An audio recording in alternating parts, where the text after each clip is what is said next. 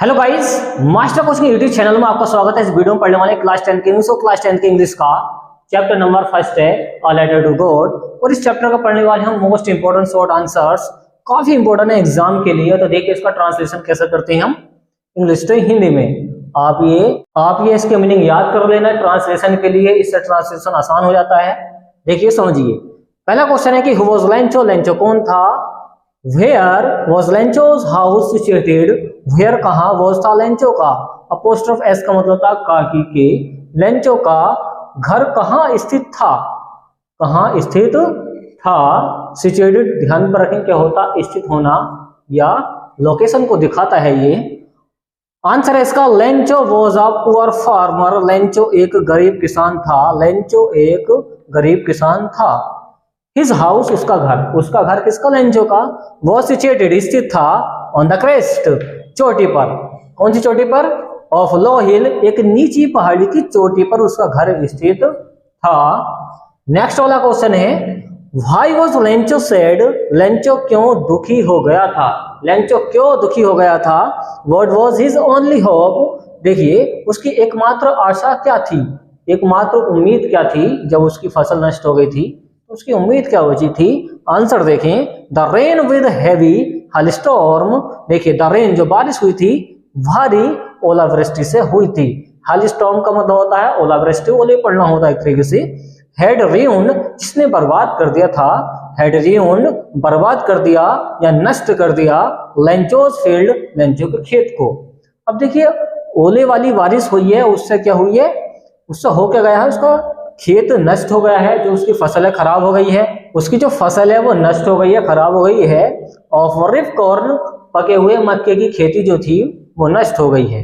सो इसलिए देखिए सो का मैटर क्या है, यहाँ पर सेंटेंस को जोड़ने के लिए ऐड किया जाता है, ये कंजक्शन भी होता है। सो इसलिए ही वाज सैड, वह दुखी था, वह दुखी था। His only hope help from God. His only hope उसकी एकमात्र आशा थी, उम्मीद थी, हेल्प फ्रॉम गॉड ईश्वर उसकी मदद करेगा। तो उसकी उम्मीद ये थी कि उसकी ईश्वर मदद करेगा।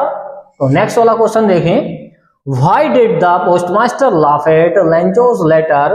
Why did the postmaster, postmaster क्यों लाफ एट हंसा था लेंचोज लेटर, लेंचो के पत्र पर। जो लेंचो ने पत्र लिखा था, लेटर लिखा था ईश्वर को, उस पर क्यों हंसा था postmaster. The postmaster laughed at, postmaster हंसा था लेंचो के लेटर पर। लेंचो के लेटर पर क्यों हंसा था बताएंगे। बिकॉज क्योंकि इट वॉज एड्रेस्ड, क्योंकि यह संबोधित किया गया था या लिखा गया था टू गॉड ईश्वर को। ये जो लेटर था उसने ईश्वर को लिखा था, इसी बात पर उसको हंसी आ गई थी कि ईश्वर को कौन कैसे लेटर लिख सकता है, ईश्वर के पास कैसे लेटर जा सकता है। तो नेक्स्ट वाला क्वेश्चन देखें, why did the postman go to his boss laughing Hartley.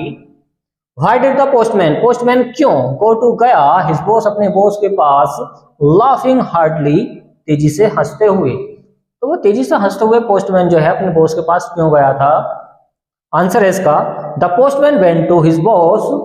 The postman वो जो पोस्टमैन था वेंट टू गया हिज बॉस अपने बॉस के पास, लाफिंग हंसते हुए, हार्टली तेज। बिकॉज क्योंकि ही हैड सीन, क्योंकि उसने देख लिया था। देखिए हैड जहां पर आ जाए पास्ट का परफेक्ट होता है, हेड के बाद में वर्ब की थर्ड फॉर्म आती है। तो एक होता है सी, सेकंड फॉर्म सा और थर्ड फॉर्म सीन। तो यहां पर दिया है ही हैड सीन, उसने देख लिया था, अ लेटर एक लेटर, एड्रेस्ड टू गॉड जो ईश्वर को लिखा गया था। तो उसने एक ऐसा लेटर देख लिया था। फर्स्ट टाइम पहली बार इन हिज करियर, अपने काम के दौरान, जो वो काम कर रहा था पोस्टमैन अपने करियर के दौरान, उसने एक ऐसा लेटर देख लिया जो पहली बार ईश्वर को लिखा गया था। इसी वजह से वो बार बार हंस रहा था तेजी से और अपने बॉस के पास गया। तो आपको इसके ट्रांसलेशन के लिए इसकी मीनिंग याद होने चाहिए। जैसे वेयर होता कहाँ, सिचुएटेड होता स्थित, पुअर गरीब होता है, क्रेस्ट चोटी होती है, सैड दुखी होता है, ओनली एकमात्र, और होप होती है आशा या उम्मीद। हैवी भारी होता है, हेलिस्टॉर्म होता है ओलावृष्टि, रिपकॉर्न होता है पका हुआ मक्का, लाफ एट किसी पर हंसना। देखिए लाफ के बाद में एट आता है तो किसी पर हंसा जा रहा है, ये प्रीपोजिशन है यहाँ पर।